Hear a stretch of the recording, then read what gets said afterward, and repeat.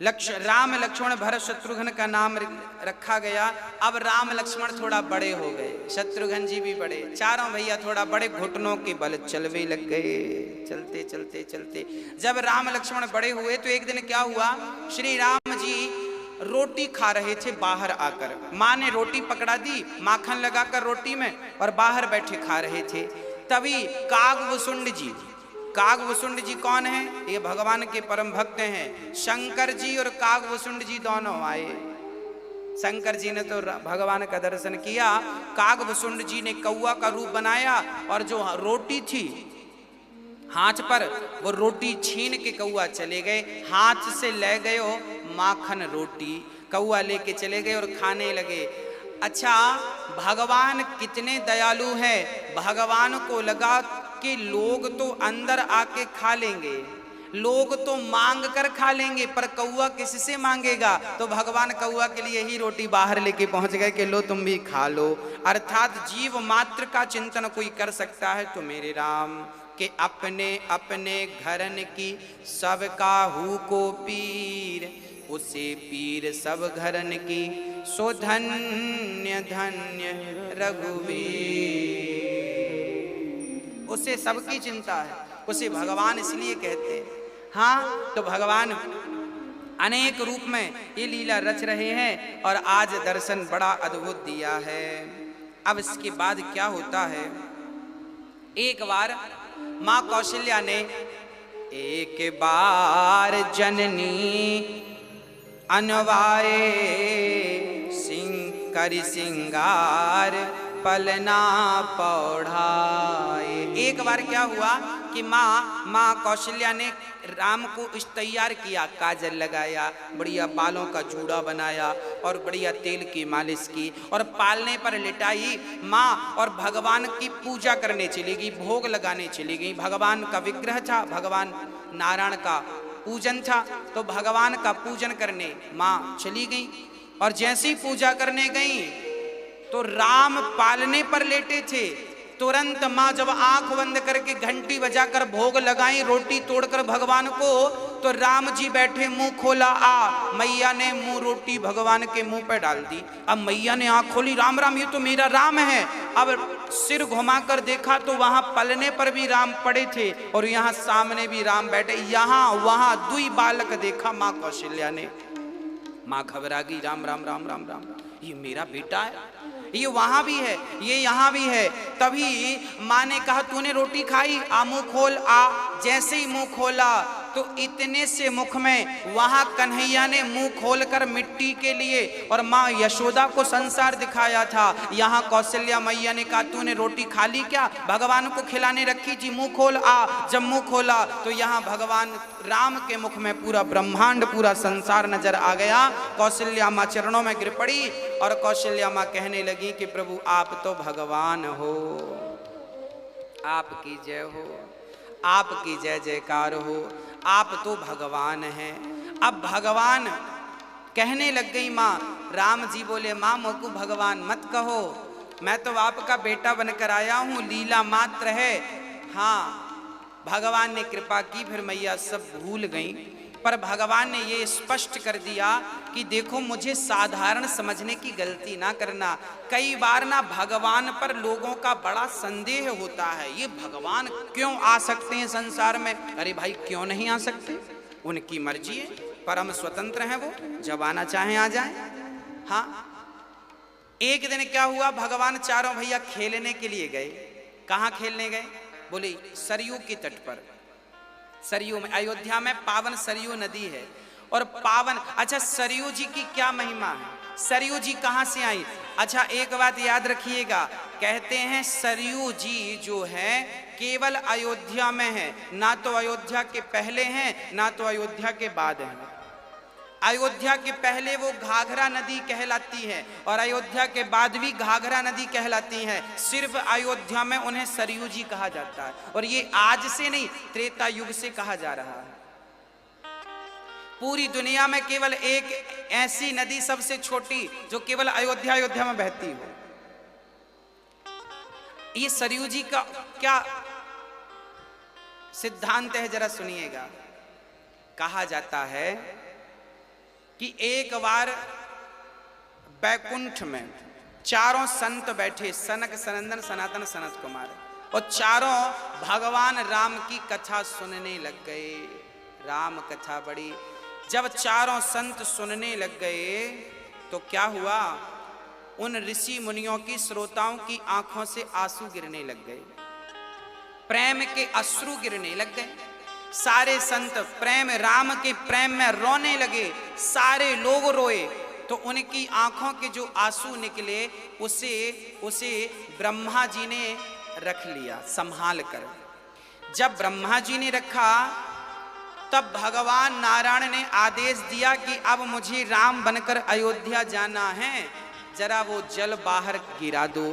तो संतों के वही प्रेम कथा, प्रेम के आंसू जो थे वही अयोध्या में छोड़ दिया गया। तो वह प्रेम के आंसू ही सरयू बन करके बह रहे हैं। इसलिए गोस्वामी जी कहते हैं कि कोटि कल्प काशी बसे, मथुरा कल्प हजार, एक निमिष सरयू बसे, तुले न तुलसी दास।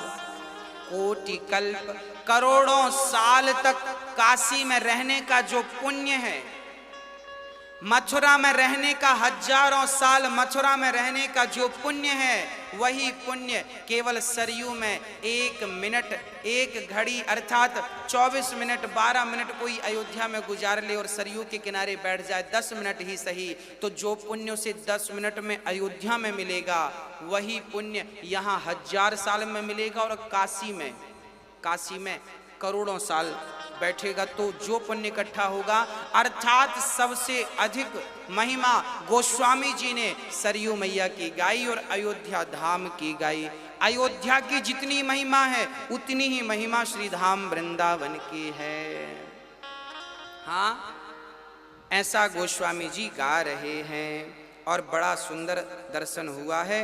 राम धूल यमुना सरयू के तट पर पता क्या हुआ, बालू पर लेट गए राम जी, पूरे शरीर में बालू लिपटी, राम लक्ष्मण भरत शत्रुघ्न के, और वो चल रहे हैं। ठुमक चलत रामचंद्र बाजत पैजनिया, पाँव में छोटी छोटी पायल बज रही है और ठुमक ठुमक के राम जी चल रहे हैं। सारा नगर राम की इस दिव्य लीला को देख रहा है। आज वो ब्रह्म राम बन करके सरयू के तट पर बालू पर लेट रहे हैं। यही आनंद है भक्तों, यही राम कथा का आनंद है। अब क्या हुआ जरा आगे चल करके समझते हैं। जब थोड़ा बड़े हुए राम जी तो गुरु गृह गयऊं पढ़ने रघुराई, अल्पकाल विद्या सब पाई। गुरु गृह पढ़न गयऊं रघुराई, अल्पकाल विद्या सब। क्या पढ़ने गए राम जी? जब बड़े हुए लगभग 7 वर्ष के हो गए तब राम जी पढ़ने गए। और पढ़े क्या, उनका यज्ञोपवीत संस्कार हुआ। जिनकी श्वास में वेद चल रहे हों आज वो भला क्या पढ़ेंगे, पर फिर भी एक नियम निभा रहे हैं।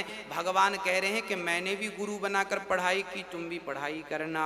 अच्छा, भगवान ने क्या पढ़ा, क्या पढ़े भगवान? अच्छा, आप लोग कितने पढ़े लिखे हैं कैसे पता चलेगा? आप पढ़े लिखे हैं कैसे पता चलेगा बताओ? कैसे पता चलेगा? आपके माथे पे लिख जाएगा कि आपने पीएचडी कर ली ना। पढ़ा लिखा उसी को समझिए जिसके भीतर संस्कार हों।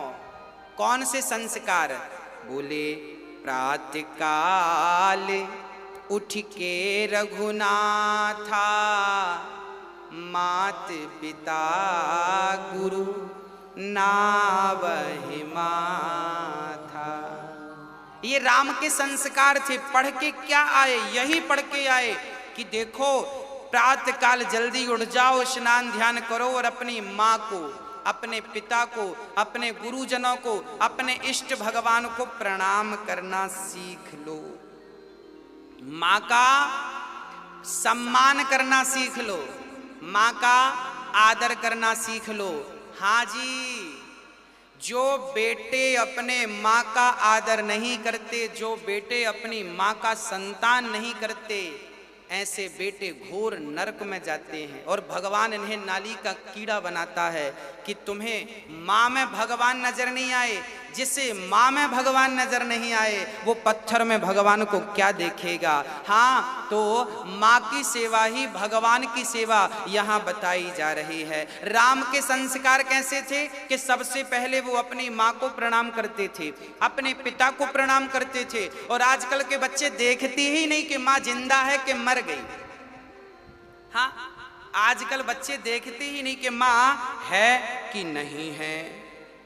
हाँ, पता नहीं बच्चे ये भूल जाते हैं कि कल आपके बच्चे भी आपको ऐसी छोड़ेंगे जैसे आपने अपनी माँ को छोड़ रखा है।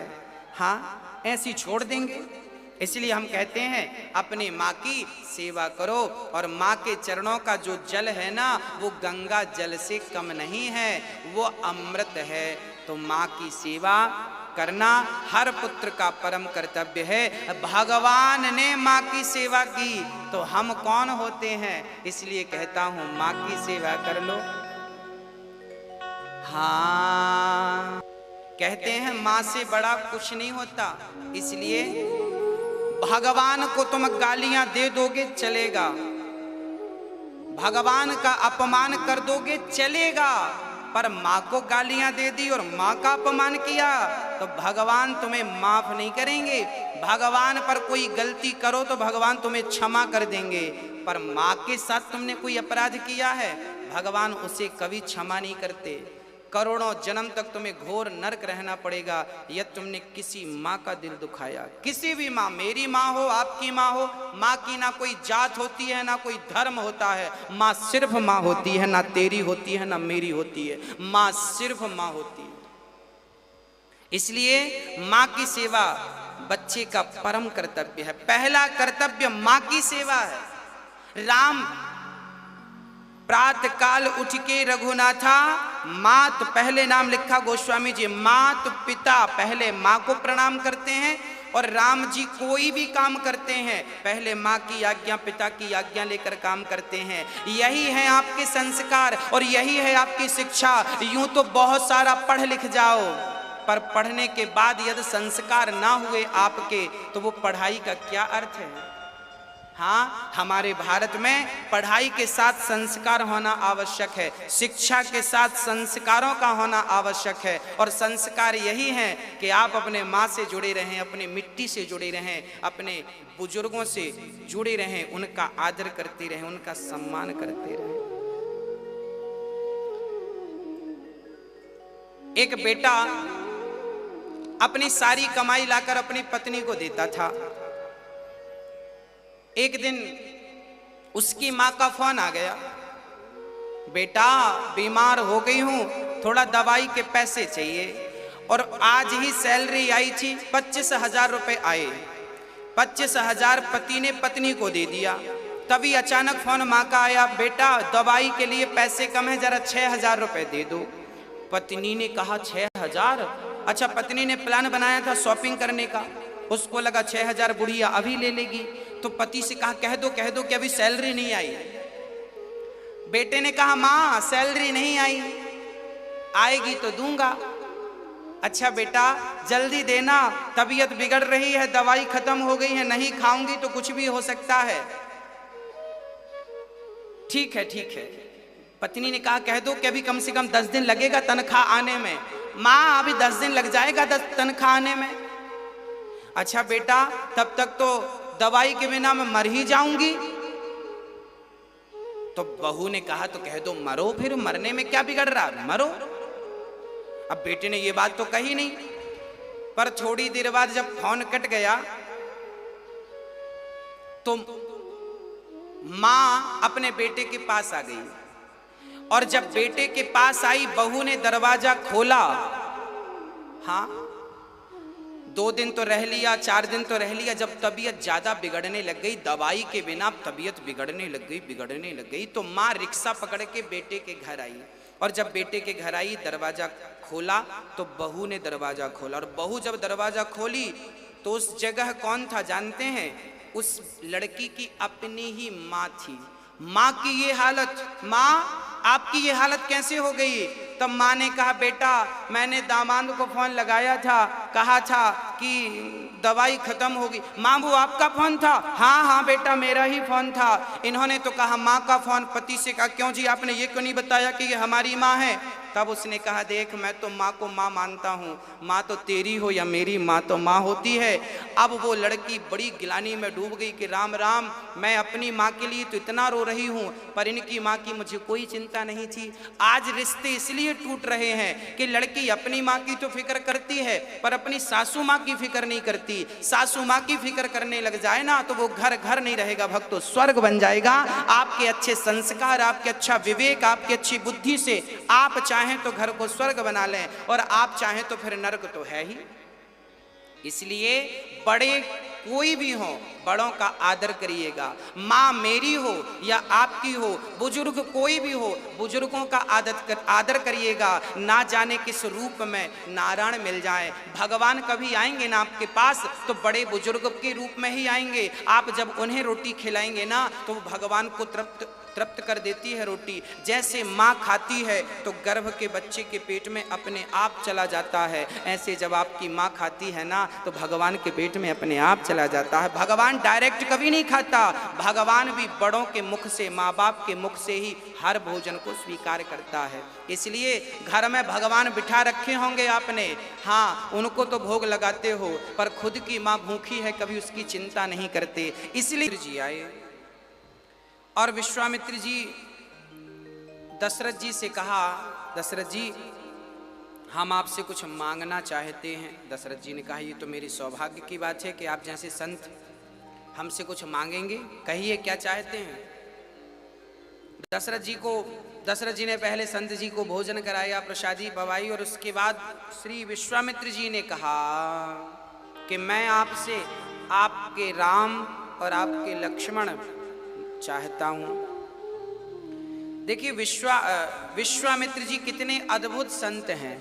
दशरथ जी ने कहा कि आप जितना धन मांगेंगे दूंगा, जितनी पृथ्वी मांगेंगे दूंगा, अयोध्या का राज्य मांगेंगे दूंगा, मेरा शीश मांगेंगे दूंगा। पर जब श्री विश्वामित्र जी ने कहा कि मैं कुछ नहीं, मैं तो राम को चाहता हूं, वाह धन्य है। वही भगवान का भक्त है जो भगवान के सिवा संसार की किसी वस्तु में मन ना लगाए, वही भगवान का सच्चा भक्त कहा जा सकता है। जिसके सामने कई बार ना आप लोग लॉलीपॉप में फंस जाते हैं। आपको थोड़ा धन मिल गया, थोड़ा सा पद मिल गया, थोड़ी सी प्रतिष्ठा मिल गई, आपको लगता है बड़ी कृपा है भगवान की। ना, ये तो भगवान का लॉलीपॉप है। जब माँ अपने बच्चे को अपनी गोद से उतारना चाहती है ना तो लॉलीपॉप दे देती है, बच्चा उसे चूसने लगता है और माँ काम पे लग जाती है, काम कर लेती है। ऐसे ही जब भगवान भक्त को अपनी गोद से उतारता है ना तो लॉलीपॉप, मान बढ़ाई पद प्रतिष्ठा का लॉलीपॉप पकड़ा देते हैं और आप लॉलीपॉप में उलझ गए तो संसार का सुख तो मिलेगा पर आत्म कल्याण करने जो आए हो वो ना कर पाओगे। इसलिए कहता हूं संसार का सुख मिल रहा है अच्छी बात है, पर संसार के सुख में भगवान को मत भूल जाना। मैं केवल ये प्रार्थना कर रहा हूं कि संसार में बहुत सुखी रहिए आप, पत्नी के संग, परिवार के संग, बच्चों के संग, पति के संग, पर सबके साथ रहकर भगवान का स्मरण करते रहिए। शरीर संसार में रहे और मन भगवान में लगा रहे, यही तो सारा सार है इस मानव तन का। श्री विश्वामित्र जी ने कहा राम लक्ष्मण दे दो। सब दशरथ जी कहने लगे कि चारहूं सुत मोहि प्राण की नाई, राम देत नहीं बनय गुसाई। हे प्रभु हमें चारों सुत प्राण की तरह है, श्री दशरथ जी ने कहा, पर राम को मैं नहीं दे सकता। देखिए दशरथ जी की भी श्रद्धा देखिए। इसका तात्पर्य यह है कि आपसे कोई कहे कि आप हमसे 1 करोड़ रुपए ले लो और भगवान को छोड़ दो, तो आप क्या करेंगे? दशरथ जी कहते हैं हमारे प्राण ले लो, हमारा राज्य ले लो, हमारी सारी संपत्ति ले लो, पर राम को मैं नहीं दे सकता।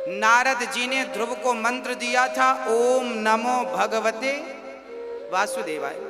नारद जी को पता था कि इस मंत्र को जपेगा बच्चा तो इसे भगवान मिल जाएंगे, क्योंकि केवल यही मंत्र ऐसा है, वैसे यही मंत्र ऐसा है कि कोई इसका जाप करे तो इसी जन्म में परमात्मा का अनुभव होना शुरू हो जाता है। इस मंत्र का बड़ा प्रभाव है। मनु शत्रुपा ने भी ओम नमो भगवते वासुदेवाय का जाप किया। अच्छा, नारद जी कौन सा मंत्र जपते हैं? श्रीमन नारायण। राम जी ने कौन सा, हनुमान जी ने कौन सा मंत्र जपा? हनुमान जी मंत्र जपते हैं जय सिया राम। हनुमान जी सीताराम सीताराम जपते हैं। सीताराम, आप भी सीताराम जपिए, राधे श्याम जपिए, श्रीमन नारायण जपिए, ओम नमः शिवाय जपिए। इसके अतिरिक्त आपके मंत्र में यदि भगवान का नाम नहीं है तो वो मंत्र ही गलत है, याद रखिएगा। जिस भजन में राम का नाम ना हो, जिस मंत्र में राम का नाम ना हो, वो मंत्र ही प्रभावहीन है। फिर तो ऐसी बात है कि आप राख पर आहुति डालते रहो, स्वाहा स्वाहा। कहाँ डाल रहे हो? राख में डाल रहे हैं। तो राख में आहुति डालने से कोई फायदा नहीं, ऐसे व्यर्थ के मंत्र जपने का भी कोई फायदा नहीं। अब श्री वशिष्ठ जी ने कहा, दशरथ जी एक काम करो, राम को दे दो। विश्वामित्र जी कह रहे हैं राम हमें दे दो, हमारा यज्ञ पूरा हो जाए। तब विश्वामित्र जी ने कहा, वशिष्ठ जी ने कहा सुनो, राम दे दो।